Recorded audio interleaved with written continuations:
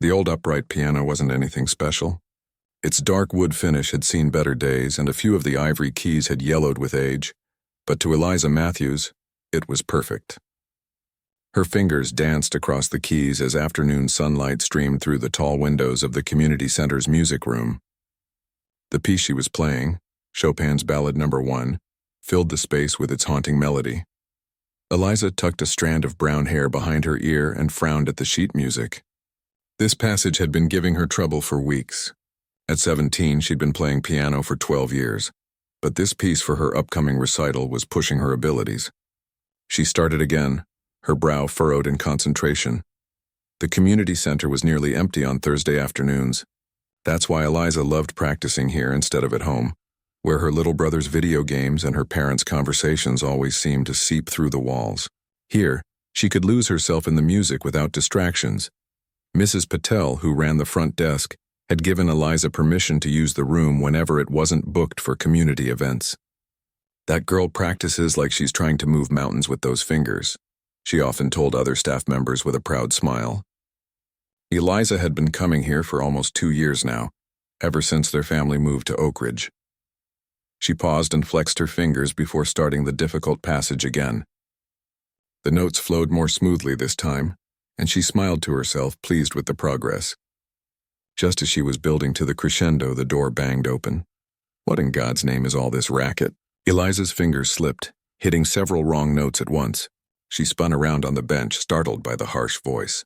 A tall man with silver hair stood in the doorway, his face set in hard lines of annoyance. He wore an expensive-looking gray suit and a deep blue tie that somehow made his stern expression seem even colder. Eliza recognized him immediately, Judge William Harrison. Everyone in town knew who he was. His reputation for being strict and unyielding in his courtroom had earned him the nickname Stone-Faced Harrison among the locals. I'm sorry," Eliza stammered. "I didn't realize I was disturbing anyone." "Well, you are," Judge Harrison said sharply. "We're trying to have a meeting about the town's Historical Preservation Committee in the room next door, and all we can hear is this incessant pounding of keys." Eliza felt her cheeks burn with embarrassment. "I have permission to be here," Mrs. Patel said. "I don't care what Mrs. Patel said," the judge interrupted, waving his hand dismissively. "The fact remains that your playing is making it impossible for serious people to do serious work." The way he emphasized serious made Eliza feel small and childish. She began gathering her sheet music with trembling hands. The judge watched her with impatient eyes, his arms crossed over his chest. "I'll pack up right away," she said quietly. Something flickered across Judge Harrison's face, perhaps the slightest twinge of regret at his harshness, but it vanished as quickly as it had appeared. "If you must practice, couldn't you at least play something less dramatic? Something quiet that won't penetrate every wall in this building?" Eliza paused, her hands full of music sheets. She'd reserved this room properly. She had every right to be here, practicing for her recital that was only 3 weeks away.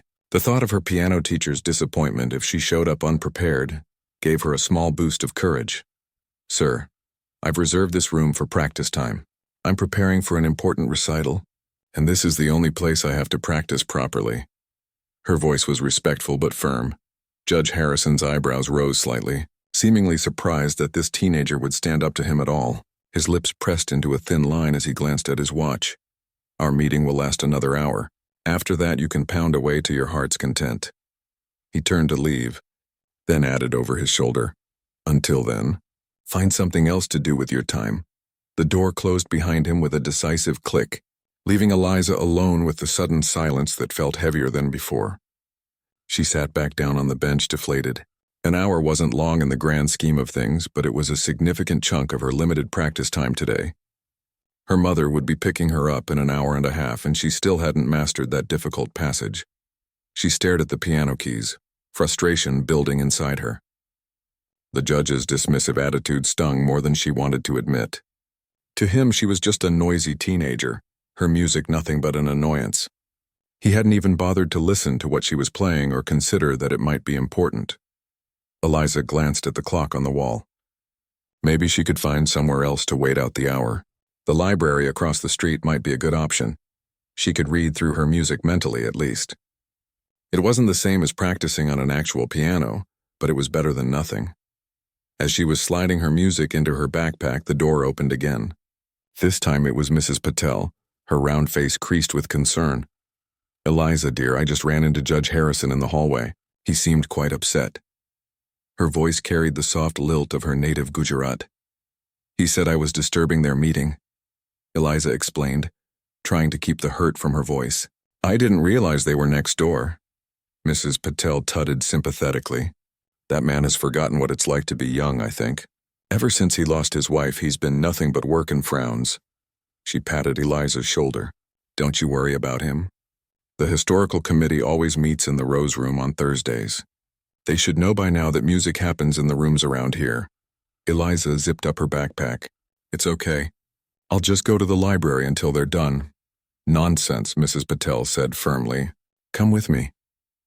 Curious, Eliza followed the older woman out of the music room and down the hallway. Mrs. Patel led her to a smaller room at the back of the building. Inside was an old upright piano that looked even more worn than the one in the music room. "This used to be in the children's playroom before we got the electronic keyboard," Mrs. Patel explained. "It's not as nice as the other one, but it's been tuned recently. And best of all," she smiled mischievously, "it's as far away from the Rose Room as possible."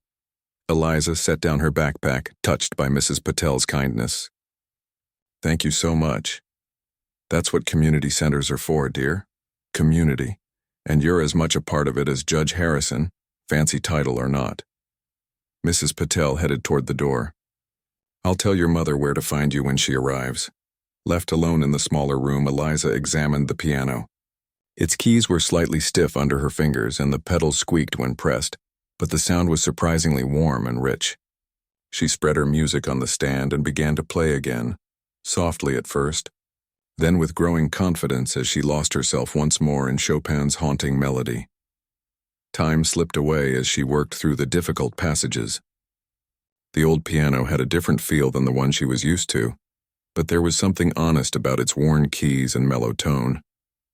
In some ways, it suited the emotional depth of the piece better than the brighter-sounding piano in the main music room. She was so absorbed in her playing that she didn't notice the door opening slightly. Judge Harrison stood in the hallway listening. He had stepped out of his meeting to take a phone call and heard the faint sounds of piano music coming from this distant corner of the building. Despite himself, he paused. The girl played with unexpected feeling for someone so young, not just technical skill but genuine emotional understanding of the music. Something about the way she phrased certain passages reminded him of... But no, he pushed the thought away firmly, as he always did when memories threatened to surface. The phone call forgotten momentarily. He watched through the crack in the door as Eliza repeated a challenging section, her face a study in concentration. There was something so earnest, so devoted in her practice that it stirred something long dormant within him. The sound of footsteps down the hall broke his reverie. Quickly he stepped away from the door and resumed his stern expression, nodding curtly to the passing community center volunteer. By the time he returned to the historical committee meeting, his brief moment of softening was safely buried beneath his usual rigid demeanor. Inside the room, unaware of her brief audience, Eliza continued to play. The music filled the small space, transforming the humble room into something sacred, a temple of sound where a young girl fought to master both the technical challenges of a difficult piece and the deeper challenge of bringing its emotions to life. When she finally packed up an hour later, she felt oddly satisfied despite the earlier interruption. The old judge's coldness had stung, but the music had healed the wound. As she waited for her mother in the lobby, Eliza couldn't know that her path and Judge Harrison's would soon cross again, in a way that would change them both forever. 3 days later, Eliza returned to the community center, her music folder tucked under her arm. After the encounter with Judge Harrison, she'd been nervous about coming back, but her recital was getting closer. She needed the practice time. She checked in with Mrs. Patel at the front desk, who greeted her with a warm smile. "Good to see you again, dear. Don't worry, no committee meetings today. The music room is all yours." Eliza thanked her and headed down the familiar hallway, the floor creaking slightly under her sneakers. The main music room was empty, sunlight streaming through the windows and catching dust particles that danced in the air. She set her backpack down and took out her sheet music, arranging it carefully on the stand. As her fingers touched the keys for warm-up scales, she felt herself relax. This was her safe space where nothing mattered but the music. She moved from scales into her recital pieces, losing track of time as she worked through the challenging parts. She was deep into Chopin when she felt rather than heard someone enter the room. Looking up, she froze. Judge Harrison stood in the doorway, his face unreadable. "I'm sorry," Eliza said quickly, her hands lifting from the keys. "Am I being too loud again?" The judge didn't answer immediately. He seemed different today, still formal in a navy blazer and gray slacks, but lacking the cold anger from their previous encounter. "No," he finally said. "Actually, I came to apologize for my behavior the other day." Eliza blinked in surprise. This was the last thing she'd expected. "You're quite talented," he continued, his voice gruff as if unused to giving compliments. "I shouldn't have interrupted your practice so rudely." "Thank you," Eliza said, unsure what else to add. An uncomfortable silence fell between them. "Please, don't let me interrupt you again," the judge said, turning to leave. Something made Eliza call out, "Wait." Maybe it was the slight slump of his shoulders, or the way his apology had sounded rehearsed yet sincere. Would you like to hear what I'm working on for my recital?" Judge Harrison paused, seeming surprised by the offer. After a moment's hesitation, he nodded and moved to sit in one of the folding chairs against the wall. Eliza turned back to the piano, suddenly nervous.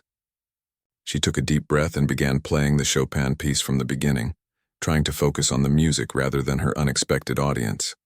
As she played, she occasionally glanced at the judge. His eyes were closed, his expression distant, as if the music was taking him somewhere else. She finished the piece with a gentle flourish. "That was lovely," he said, his voice quieter than before. "You play with remarkable feeling for someone your age." "Thank you," Eliza said, pleased by the compliment. "My teacher says I need to work on technique, but that emotion can't be taught." Judge Harrison nodded thoughtfully. "Your teacher is right." He seemed to be debating something internally. "Do you know any other pieces? Something perhaps less classical?" The question surprised her. "I know lots of pieces. What do you have in mind?" The judge shrugged slightly, looking almost embarrassed. "Oh, nothing specific. I was just curious about your repertoire." Eliza thought for a moment. "Well, I've been learning some film scores recently. They're a nice break from the classical pieces." She flipped through her folder and pulled out some sheet music. "This is from that movie about the pianist during World War II. Do you know it?" Without waiting for an answer, she began to play.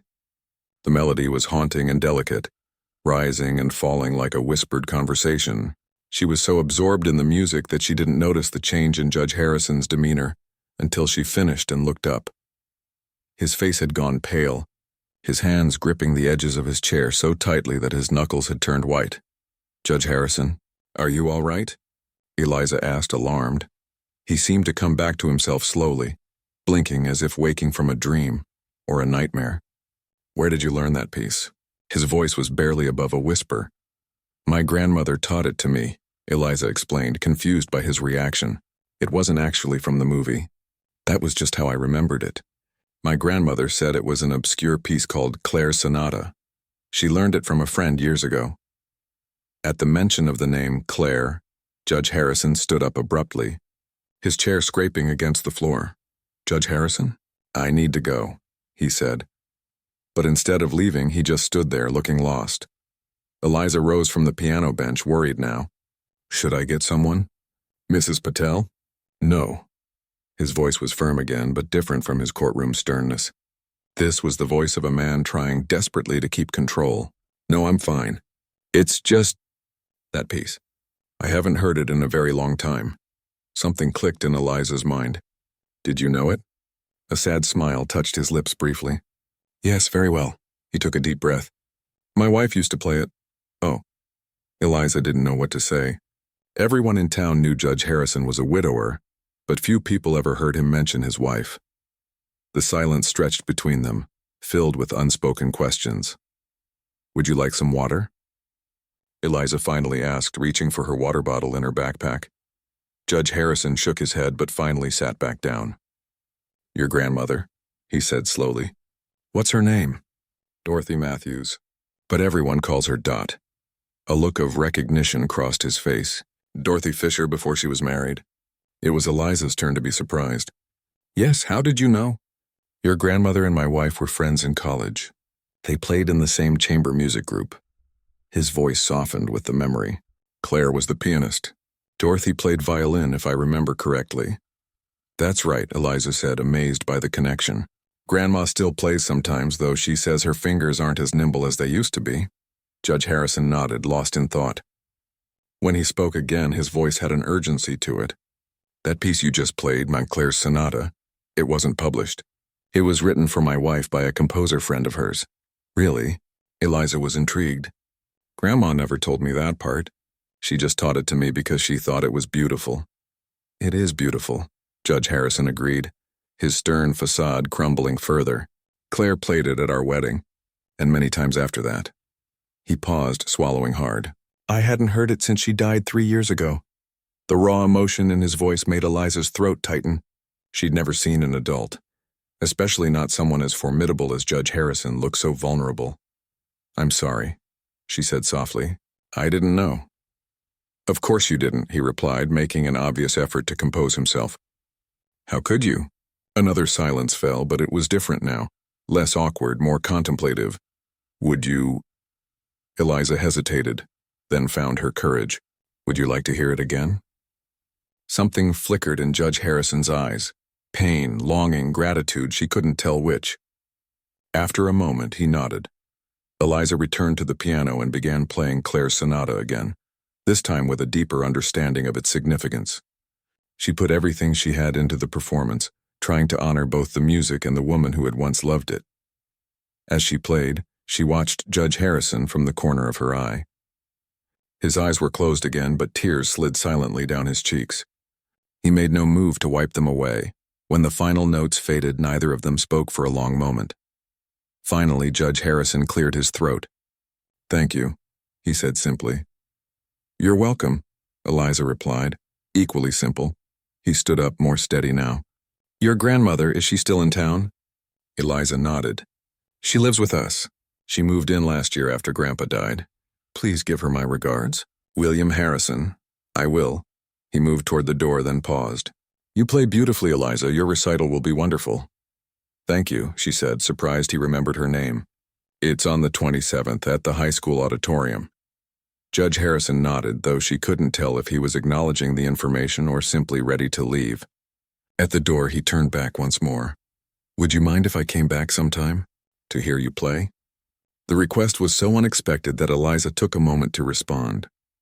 Of course not. I'm here most Thursday afternoons. Thursday afternoons, he repeated. I'll remember that. After he left, Eliza sat at the piano for a long time, not playing, just thinking. The cold, stern judge she'd met 3 days ago seemed like a different person entirely, from the man who had just shared such a personal memory with her. She picked up her phone and texted her grandmother. Do you know someone named Claire who was married to William Harrison? The reply came quickly. Yes, Claire Donovan. We were roommates in college. She was an incredible pianist, married Will Harrison, and they were so happy together. She passed away a few years ago. Cancer, why do you ask? Eliza stared at the message, pieces falling into place. She looked at the sheet music for Claire's Sonata with new eyes, understanding now why it had affected Judge Harrison so deeply. She sent another text to her grandmother. I just met Judge Harrison. He heard me playing Claire's Sonata. I think we should invite him for dinner sometime. As she packed up her things to leave, Eliza felt as though something important had begun, something that stretched beyond her upcoming recital or the judge's grief. A connection had been made, unexpected and fragile, but real. She glanced back at the piano before closing the door, wondering what next Thursday might bring.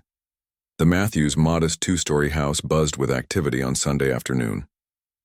The smell of pot roast filled the air as Eliza helped her grandmother set the dining room table with the good dishes, the ones that usually only came out during holidays.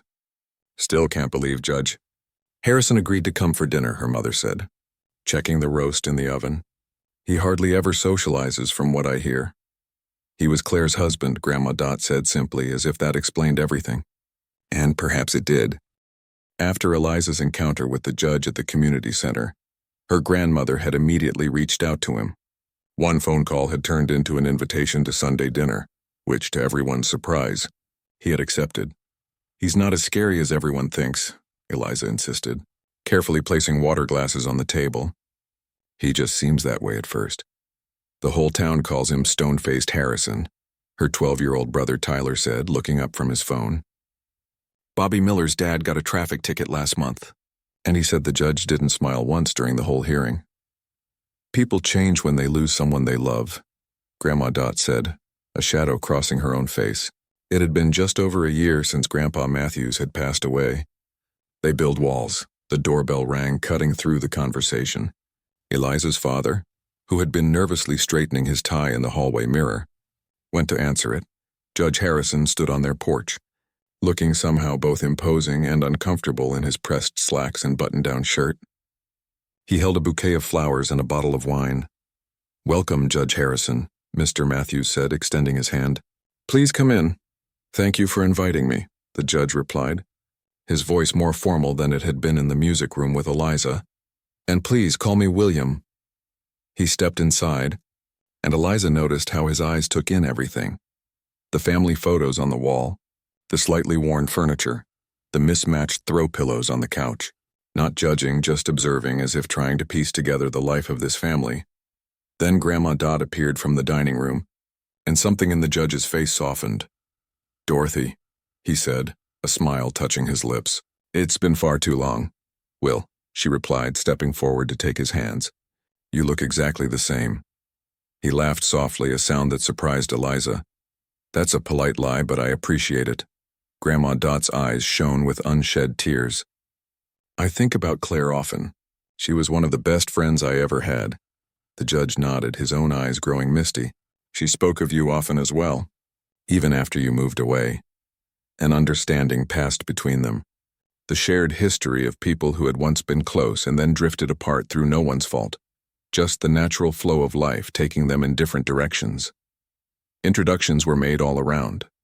The judge shook hands with Eliza's mother and father, nodded politely to Tyler, and gave Eliza a small, knowing smile that felt like a private acknowledgement of their shared secret. "Dinner's ready," Mrs. Matthews announced, breaking the moment. "I hope you're hungry, William." "Starving," he replied with unexpected warmth. "And whatever you're cooking smells wonderful." As they moved to the dining room, Eliza found herself walking beside the judge. "Thank you for coming," she said quietly. "Grandma was really excited to see you again." "I was nervous," he admitted, keeping his voice low. "I haven't done much socializing since Claire passed." Before Eliza could respond, they reached the table, and the moment for private conversation passed. Dinner began somewhat awkwardly, with polite questions about work and school. But when Grandma Dot asked the judge about how he'd met Claire, something changed in the atmosphere. "It was at a charity concert," he said, his voice warming with the memory. "I wasn't particularly interested in classical music back then. I was just a young lawyer who'd been dragged along by colleagues. But then Claire walked onto the stage and sat at the piano." He trailed off, lost in the memory. "And you were smitten," Grandma Dot supplied with a knowing smile. "Completely," he agreed, though it took me 3 attempts to work up the courage to speak to her after the performance. "That doesn't sound like the confident judge everyone talks about," Eliza's father commented. Judge Harrison laughed again, the sound becoming less rusty with use. "Claire had that effect on people. She could make the most self-assured person tongue-tied. There was something about her, a brightness. She lit up every room," Grandma Dot agreed. She turned to Eliza. "You remind me of her sometimes, especially when you play." The judge studied Eliza with new interest. "Yes," he said softly. "I can see that." The conversation flowed more easily after that. Judge Harrison spoke about his early days as a lawyer, and how Claire had encouraged him to pursue becoming a judge despite his doubts. "She always believed I could do more good from the bench than in private practice," he explained. "She had this unwavering faith in me that made me believe in myself." "That sounds like Claire," Grandma Dot said. "She always saw the best in people." As they moved from dinner to dessert, apple pie with ice cream, Grandma Dot brought out a photo album. "I found this after Eliza mentioned meeting you," she told the judge. "Claire and I during our college years. The judge handled the album carefully as if it contained precious artifacts. In a way, it did. Moments from his wife's life that he hadn't been part of. Pieces of her story he'd only heard about but never seen. "Look at you two," he said, pointing to a photo of two young women in formal dresses, holding their instruments, Claire at a piano, Dot with her violin. The dynamic duo, as Claire used to call you. "We had grand plans to tour the world together," Grandma Dot said wistfully. "But then I met George and Claire met you and life took us in different directions." "No regrets, though?" the judge asked. "Not a single one," Grandma Dot replied firmly. "Just gratitude for the time we had together. That's all any of us can ask for, isn't it?" The judge nodded, his eyes fixed on a photo of Claire laughing, her head thrown back in uninhibited joy. "Yes," he said softly. "That's exactly right." After dessert, Eliza's mother suggested they move to the living room where their upright piano stood against the wall. "Would you play something for us, Eliza?" she asked. "Give Judge Harrison a preview of your recital piece." Eliza glanced at the judge, who nodded encouragingly. "I'd be honored," he said. She sat at the piano, suddenly nervous despite having played for him before. This felt different, more intimate somehow. She began with the Chopin piece she'd been practicing, losing herself in the music as she always did.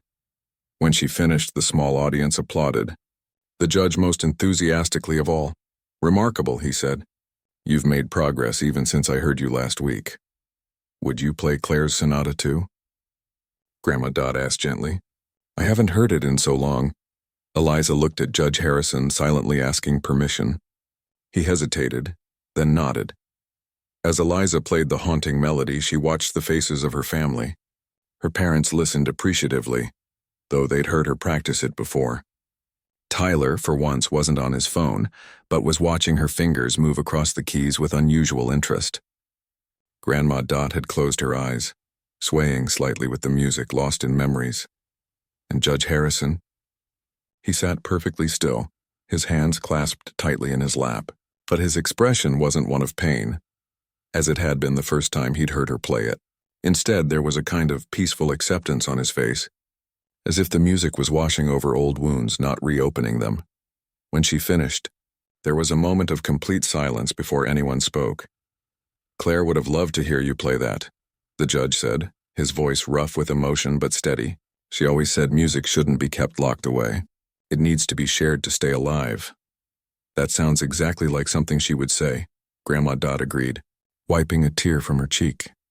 As the evening wound down, Judge Harrison helped clear the table despite Mrs. Matthews's protests that guests shouldn't do dishes. In the kitchen, Eliza found herself alone with him for a moment as they scraped plates. "Thank you," he said quietly. "This evening meant more to me than I can express. Will you come to my recital?" Eliza asked. "It would mean a lot to me." The judge smiled, a real warm smile that transformed his usually stern face. "I wouldn't miss it." As he was leaving, he shook hands with Eliza's parents and Tyler, gave Grandma Dot a gentle hug, and turned to Eliza last. "I'll see you on Thursday?" he asked. Eliza nodded. 4 o'clock. Same as usual. "I'm bringing something for you," he said. "Some music I think you might enjoy." After he'd gone, the family gathered in the living room, processing the evening. "Well," Eliza's father said, "that was not the stone-faced Harrison I've heard about." "Grief changes people," Grandma Dot said, "and sometimes finding connections to what they've lost helps them find themselves again." Later that night, as Eliza was getting ready for bed, her grandmother knocked on her door. "I wanted to thank you," Grandma Dot said, sitting on the edge of Eliza's bed. "What you did, bringing Will back into our lives, it's a precious gift." "I didn't do it on purpose," Eliza pointed out. "The best things often happen that way," her grandmother replied with a smile. "Claire used to say that music brings people together in ways nothing else can. I think she was right."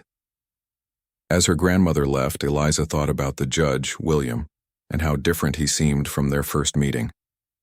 The cold, stern man who had interrupted her practice had slowly revealed himself to be someone capable of deep feeling, someone who had loved so profoundly that losing that love had nearly broken him. She wondered what music he would bring on Thursday, and found herself looking forward to it with unexpected eagerness. Something had shifted, not just for the judge but for her too. The piano had always been her passion, but now it felt like something more, a bridge between past and present, between loss and healing. With that thought, she drifted off to sleep, fragments of Claire's sonata playing in her dreams. Thursday afternoon arrived with a gentle rain that tapped against the windows of the community center. Eliza arrived early, shaking water from her jacket as she greeted Mrs. Patel at the front desk. "Your friend was here already," Mrs. Patel said with a knowing smile. "The judge. He's waiting in the music room." Friend. The word struck Eliza as both strange and fitting. A week ago, Judge Harrison had been the stern man who had interrupted her practice. Now, after Sunday's dinner and their shared connection through Claire and Grandma Dot, friend didn't seem so far-fetched. She found him sitting in a chair near the piano, a leather portfolio case on his lap. He looked up when she entered, his usual serious expression softening into something almost like eagerness. "Right on time," he said, standing as she entered, another remnant of his formality, Eliza thought, standing when a lady entered the room. "Sorry if you've been waiting long," she said, setting down her backpack. "Not at all. I came early because I wanted to make sure I didn't miss you." He gestured to the portfolio. "I brought some music as promised." Eliza's curiosity piqued as he carefully opened the case and removed several worn sheet music books and loose pages. "These were Claire's," he explained, his voice steady but gentle. "They've been sitting in a box in my study for 3 years. I thought perhaps they should be played again." Eliza approached cautiously, sensing the significance of what he was sharing. The pages were well used, with pencil markings throughout. "Dynamics, fingerings, little notes in the margins, may I?" she asked, reaching toward the music. He nodded, and she carefully took the sheets, examining them with a pianist's eye. "These are beautiful pieces," she said, recognizing some composers and discovering others she'd never heard of. "Your wife had wonderful taste." "She did," he agreed, a hint of pride in his voice. "Claire always said that there was music for every mood, every moment in life. She never limited herself to just the famous composers or popular pieces. She was always discovering hidden gems." Eliza leafed through the pages, stopping when she found a handwritten score titled, simply, "For William."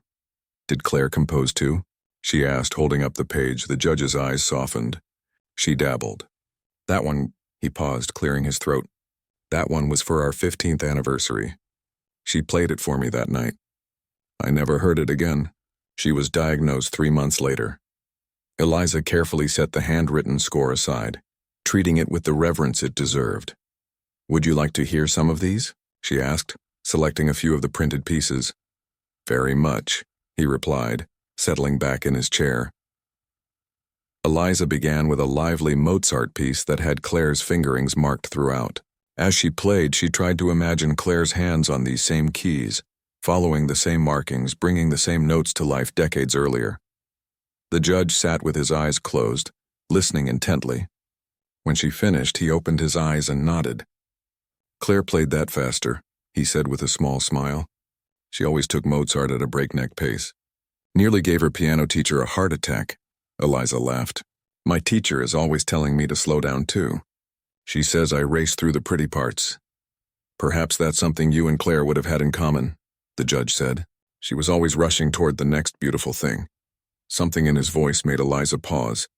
There was such love there, but also an acceptance that hadn't been present when he'd first heard Claire's sonata. She moved on to a Debussy piece next, then a lesser-known Romantic-era composition that she sight-read carefully. The judge offered occasional comments, how Claire had interpreted certain passages, little stories about where and when she had performed them. "She once played this at a charity event," he said after one piece. "The power went out halfway through and she continued playing in the dark without missing a note. When someone found candles, they placed them around the piano. She said it was the most magical performance of her life." These glimpses into Claire's life fascinated Eliza. Through the music and the judge's memories, a picture was forming of a woman who had lived with passion and joy, who had touched lives through her music and her spirit. After about an hour, Eliza's fingers needed a break. As she flexed them, the judge reached into his portfolio once more. "There's one more thing," he said, pulling out a small book bound in faded blue cloth. Claire's notebook. She kept lists of pieces she wanted to learn, thoughts about music, ideas for her students. He handed it to Eliza, who took it with surprise. This felt even more personal than the sheet music. "Are you sure you want me to see this?" she asked. The judge nodded. "I've been holding on to these things as if keeping them locked away would somehow preserve her memory. But sitting in your family's living room on Sunday, hearing you play her music, listening to Dorothy's stories about their college days, it made me realize that Claire wouldn't have wanted her music or her ideas to be buried with her." Eliza carefully opened the notebook. Inside, Claire's handwriting flowed across the pages, sometimes neat, sometimes hurried as if she couldn't get the ideas down fast enough. "Look at this," the judge said, gently turning to a page near the back. "She wrote this a few months before she died." Eliza read the passage he indicated. "Music is meant to be passed on like a torch from one hand to another. Each musician adds their own light to the flame, making it uniquely theirs while honoring those who carried it before. This is how music survives us all." "She was right," Eliza said softly. "Yes," the judge agreed. She usually was. They sat in comfortable silence for a moment before the judge spoke again. "I'd like you to borrow these," he said, gesturing to the music. "See if any of them speak to you. Perhaps you might even play one at your recital." "Really?" Eliza was touched by the offer. "I'd be honored, but they're so special to you." "That's precisely why I want them played again," he said firmly. "They should be heard, not hidden away in my study."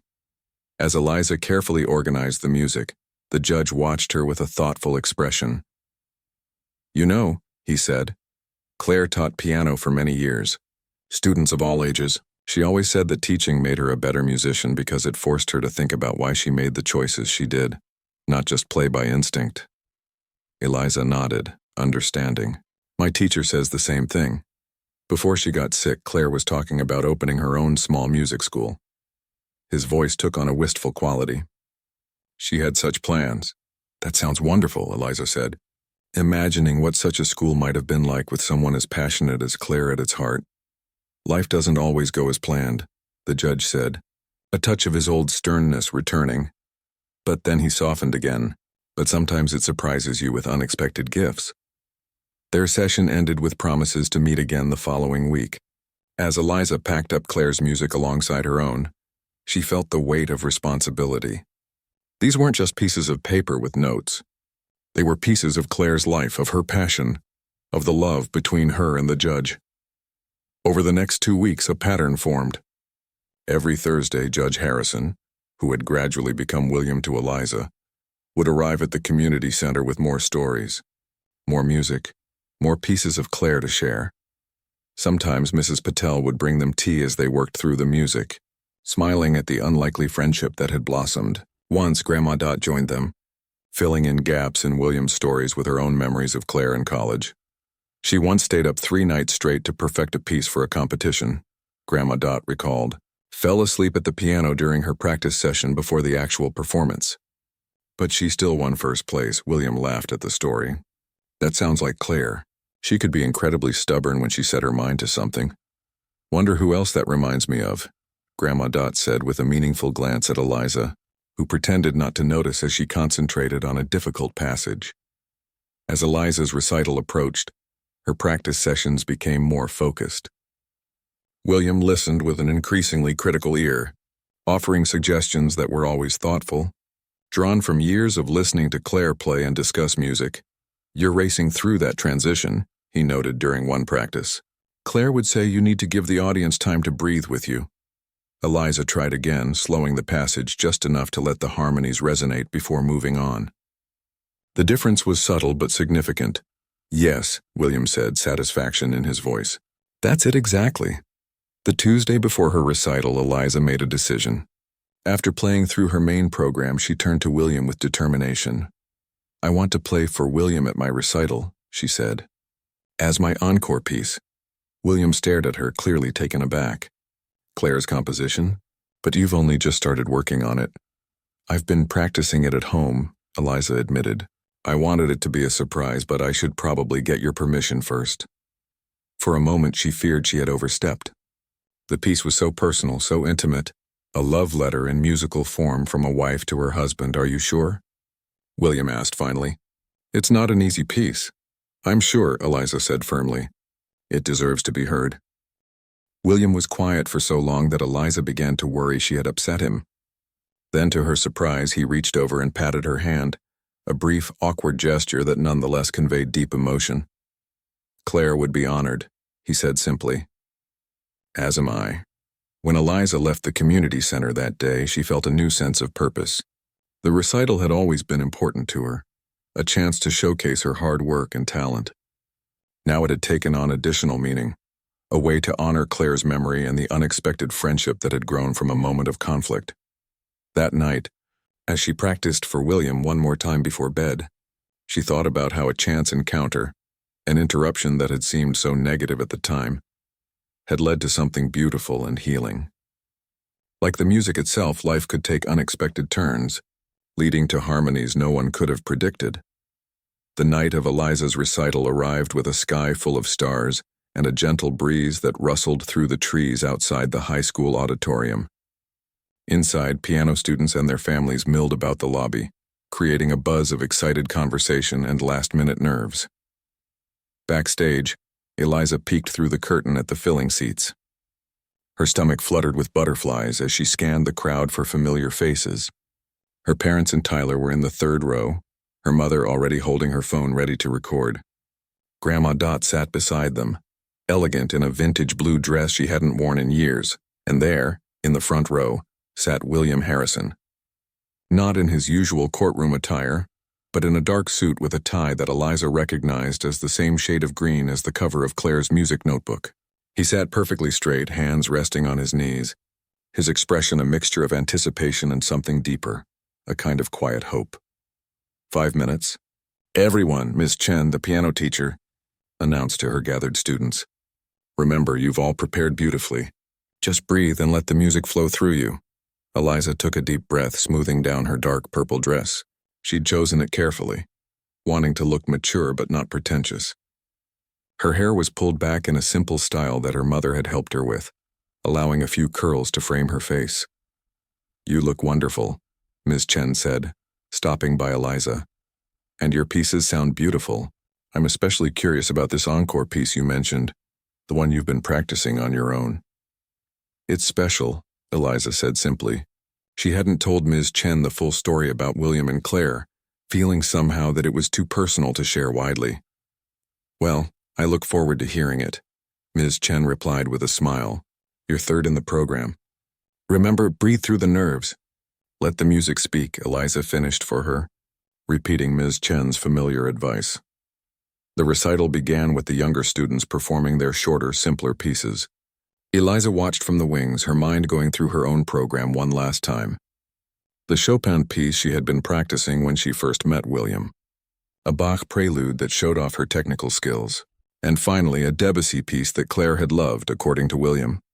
Then as her encore, for William.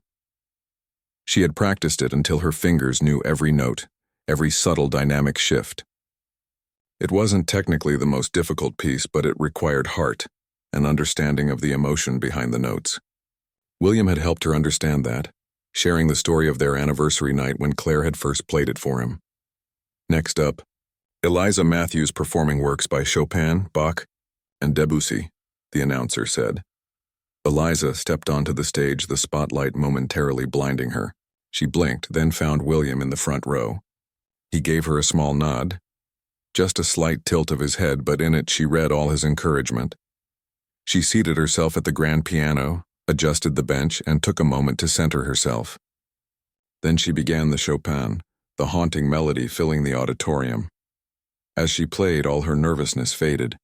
There was only the music, the keys beneath her fingers, and the emotion flowing through her into the notes. She moved from Chopin to Bach to Debussy without conscious thought, her hours of practice taking over. When she finished the Debussy, the audience burst into applause. Eliza stood and took a bow, her cheeks flushed with the success. As the applause continued, she sat back down at the piano instead of leaving the stage. The audience quieted, realizing there was more to come. Eliza looked directly at William as she spoke into the microphone positioned near the piano. "For my encore, I'd like to play a special piece. It was composed by a talented pianist named Claire Harrison as an anniversary gift for her husband. It's called For William," A murmur went through the audience. Everyone in town knew Judge Harrison, but few knew much about his late wife. William himself sat completely still, his eyes fixed on Eliza with an intensity that might have been unnerving if she hadn't understood what this moment meant to him. Eliza began to play. Claire's composition was a beautiful piece that began softly, almost tentatively, then built into something rich and complex before returning to a simple, heartfelt melody at the end. It wasn't showy or technically dazzling, but it contained genuine emotion in every note. As Eliza played the final phrases, she glanced again at William. A single tear had made its way down his cheek, but he was smiling, a full, genuine smile that transformed his usually stern face. When the last note faded, there was a moment of complete silence before the audience erupted in applause louder than before. Eliza stood and bowed again, her heart full. She had done justice to Claire's music, she was sure of it. As she left the stage, she caught one more glimpse of William. He remained seated while those around him stood to applaud, as if he needed a moment to compose himself before joining them. The rest of the recital passed in a blur for Eliza. She accepted compliments from other parents and students with distracted thanks, her mind still on William, and wondering what he had thought of her performance of Claire's piece. Finally, as the crowd began to disperse after the final student's performance, she found him waiting in the lobby, slightly apart from the chattering groups of families. He held a small rectangular box wrapped in silver paper. "Eliza," he said as she approached, "you were magnificent." "Thank you," she replied. Was it okay? The way I played Claire's piece?" "It was more than okay," he said, his voice rough with emotion. "It was as if—" He stopped, collecting himself. Claire always said music was a conversation between the composer, the performer, and the listener. Tonight it felt like all three of us were part of that conversation. It was perhaps the most poetic thing Eliza had ever heard him say, and it brought tears to her eyes. "I have something for you," William continued, holding out the silver package. Eliza took it, surprised by its weight. "You didn't need to get me anything." "Open it," he urged gently. She carefully unwrapped the package to reveal an antique wooden metronome. Its mahogany surface gleamed in the lobby lights, and a small brass plaque on its base read, "Claire Donovan Harrison." "This was Claire's," William explained. "Her parents gave it to her when she was about your age. She used it throughout her career." Eliza ran her fingers over the smooth wood, understanding the significance of such a gift. "I can't accept this," she whispered. "It should stay with you." William shook his head firmly.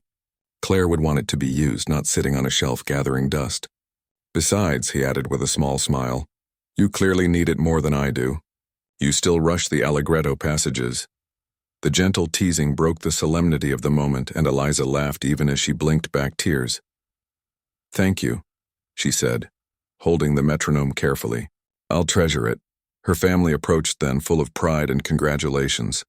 Her mother hugged her tightly, her father beamed with pride, and even Tyler mumbled that she didn't sound half bad. Grandma Dot kissed her cheek before turning to William. "She played beautifully, didn't she?" Grandma Dot said, linking her arm through his with the easy familiarity of old friends. "She did," William agreed. "Claire would have been proud." "Claire would have taken her on as a student in a heartbeat," Grandma Dot said with certainty. William nodded, then seemed to come to a decision. "Actually, I've been thinking about that." He turned to Eliza's parents. "I was wondering if I might speak with you both about an idea." Eliza watched curiously as William led her parents a few steps away for a private conversation. She couldn't hear what they were discussing, but she saw her mother's surprised expression, followed by an enthusiastic nod, while her father shook William's hand with obvious approval. When they returned, William turned to Eliza. "How would you feel about teaching piano to beginners at the community center?" Claire left quite an extensive collection of teaching materials and music. "I thought perhaps. Well, it seemed fitting that they might be put to use again." Eliza stared at him, stunned. "Me, teach?" "Just a few students to start," William said. "Elementary school children, perhaps. Mrs. Patel tells me there's been interest in piano lessons, but no teacher available." "But I'm still a student myself," Eliza protested. "The best teachers are lifelong students," William said, quoting from Claire's notebook. "You have the patience and the passion. The rest you can learn as you go. We think it's a wonderful opportunity, her mother added, and Judge Harrison has generously offered to help set everything up. Eliza looked from her parents to William, seeing their confidence in her. I'd like to try, she said finally.